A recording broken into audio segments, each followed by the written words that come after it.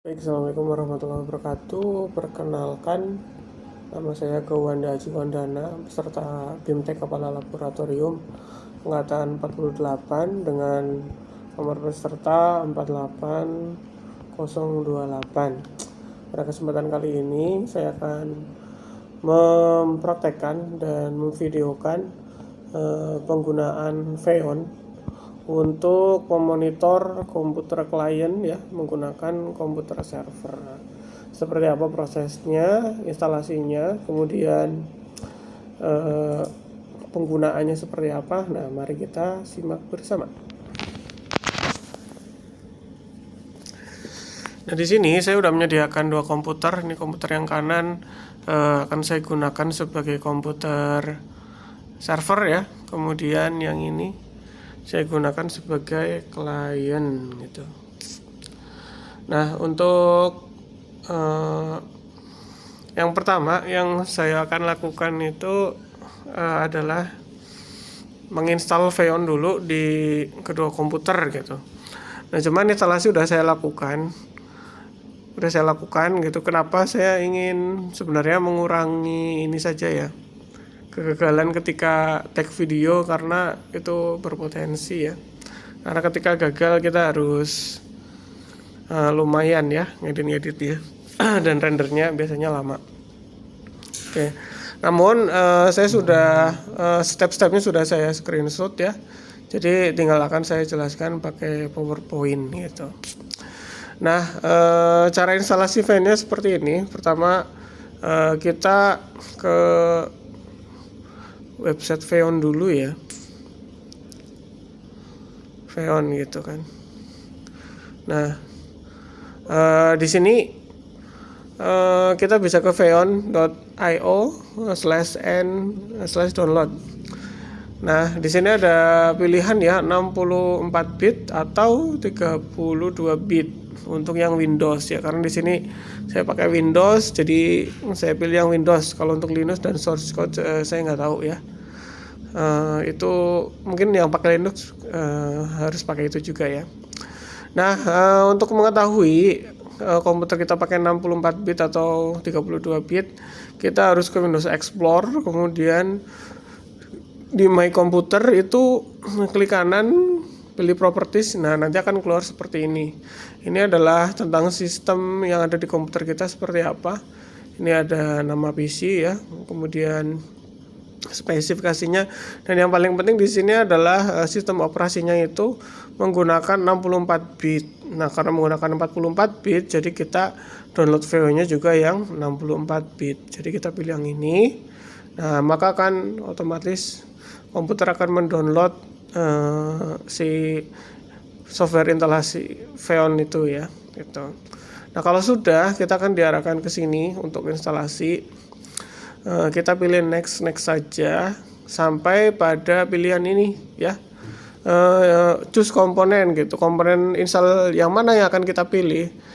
Nah, kalau kita ingin menginstal untuk yang master ya, untuk untuk hostnya ya istilahnya, kita harus checklist dua-duanya, baik yang Xeon master maupun interception driver. Tapi kalau untuk yang klien itu pilih yang interception driver saja, Xeon masternya jangan di checklist gitu. Karena nanti kalau di checklist nanti nggak bisa ya. Kita pilih yang interception driver. Nah, kalau sudah kita pilih install ya. Oke. Nah, tampilannya setelah diinstal itu nanti akan seperti ini ya. Nah, akan seperti ini. Kita ke general dulu ya, kita akan ke general dulu, baik yang di mana, di komputer server ya, di komputer klien itu tampilannya sama gitu kan. Nah, untuk yang di server kita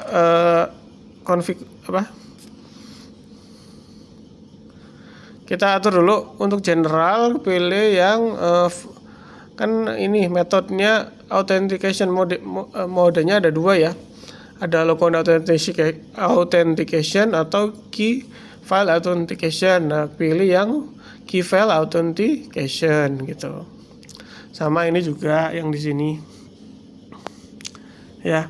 Kemudian ke authentication keys ya, karena kita udah pilih key file authentication kan, kita ke authentication keys gitu. Nah untuk yang server ini kita akan membuat create key pair ya. Itu ini udah saya buat, saya kasih namanya itu Labcom Aji ya. Ini kalau misalkan kita create, nah akan muncul seperti ini, kasih nama aja. Namanya kalau saya tadi udah bikin namanya Labcom underscore Aji. Nanti akan dapat 2 file, yaitu yang private dan public gitu. Nah yang public itu nanti klik kanan ya, ini yang akan kita gunakan nanti. Kemudian export key ya. Nah export key. Nah kalau export key nanti kita akan jadikan ini suatu file yang nanti akan kita gunakan di komputer klien gitu ya. Oke, aduh blur. Oke, selanjutnya kalau sudah, kita masuk ke location and computer ya. Kita masuk ke location and computer ya, tampilannya seperti ini. Kemudian di location ini kita tambahkan ya, misalkan ini kan di sini ada tanda plus ya. Nah saya akan membuat locationnya itu Labcom 1 ya. Kalau misalkan kita plus nanti akan keluar ya. Saya kasih nama Labcom 1. Nah kemudian ini yang penting di sini nih, untuk komputer itu ada nama dan host address atau IP ya. Nah kalau itu kita isikan sesuai dengan nama komputer yang di PC untuk ini ya, di komputer ininya apa, kliennya ya. Kita kan udah lihat tadi di bagian mana ini ya, ada spesifikasinya, terus ada device name ya. Ini adalah device name-nya adalah tablet A68M M6GT gitu. Nah ini diisikan ke sini ya, PC name-nya gitu. Nah kalau sudah, kita pilih apply. Oke, kalau sudah apply, kita kembali lagi ke komputer sini, ke komputer klien ya, ke pengaturan konfigurasinya. Nanti kan kita akan dapat file dari komputer server ya. Nah kita bisa copy atau gimana caranya lah supaya filenya itu sampai ke komputer klien, mau pakai flash disk, mau pakai apa aja bebas. Nah kemudian import ya, import key. Nah import key, nah nanti filenya, nah ini kan ada filenya seperti ini ya. Nanti open, kemudian di oke saja, nanti kemudian apply ya. Nanti akan sudah beres, sebenarnya beres aja sampai sini sih gitu.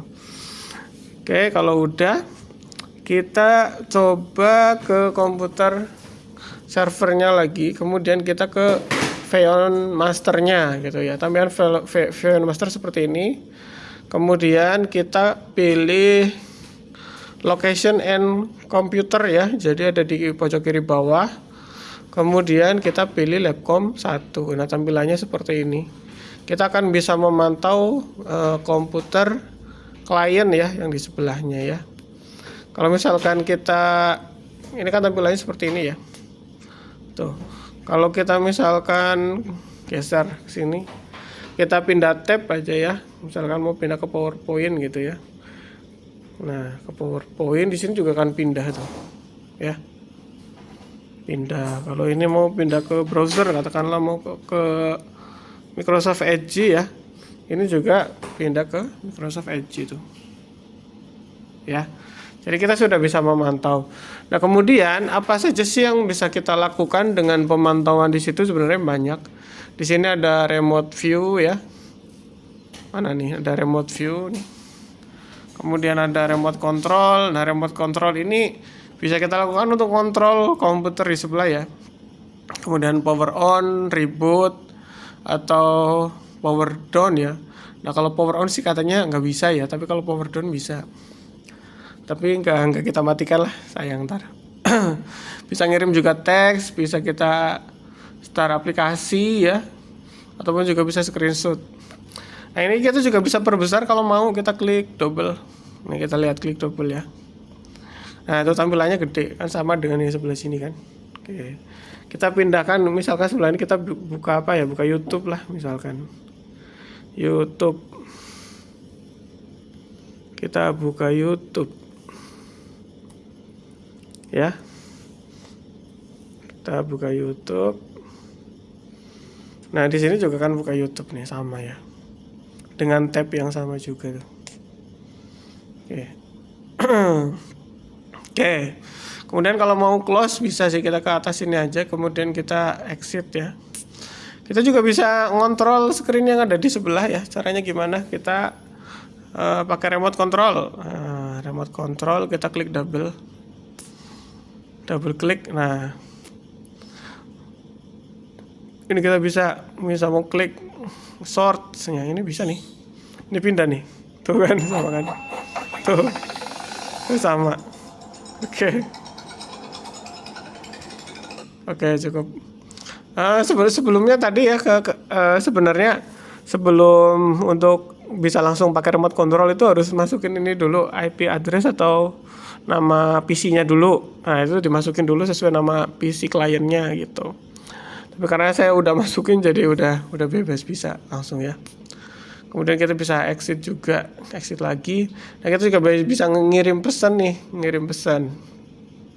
Misalkan kita mau kasih apa, pesan apa, semangat ya gitu misalkan, semangat ya. Oke, kita kirim nih. Nah maka di sini akan dapat pesan tuh, semangat ya. Oke, keren ya. Nah ini adalah materi yang